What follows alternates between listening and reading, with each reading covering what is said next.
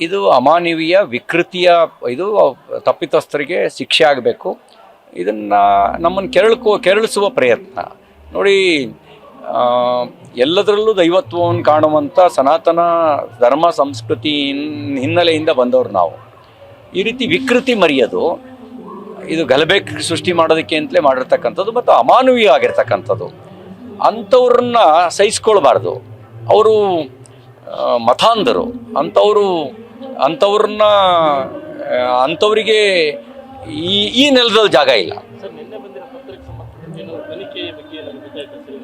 ಆ ಪತ್ರ ಈಗಾಗಲೇ ಪೊಲೀಸ್ ಇಲಾಖೆಗೆ ಆ ಪತ್ರದ ಜೊತೆಗೆ ದೂರನ್ನ ನಮ್ಮ ಕಚೇರಿಯಿಂದ ಕೊಟ್ಟಿದ್ದಾರೆ. ತನಿಖೆ ನಡೆಸಲಿ. ಇಂಥವಕ್ಕೆಲ್ಲ ಹೆದರೋನೇನು ನಾನಲ್ಲ. ನಾವು ಹೋರಾಟದಿಂದ ಬಂದವರಿಗೆ ಹೆದರಿಕೆ ಅನ್ನೋದು ನಮ್ಮ ಡಿಕ್ಷನರಿನಲ್ಲಿ ಇಲ್ಲ. ಹುಟ್ಟಿದ ಮನುಷ್ಯ ಒಂದಲ್ಲ ಒಂದಿನ ಸಾಯಲೇಬೇಕು. ಯಾರೂ ಹುಟ್ಟಿದ ಮನುಷ್ಯ ಸಾಯದೇ ಇರ್ಲಿಕ್ಕೆ ಸಾಧ್ಯ ಇಲ್ಲ. ಹಾಗಂತ ಹೆದರಿ ಕೂತ್ಕೊಳ್ಳೋರು ನಾವಲ್ಲ.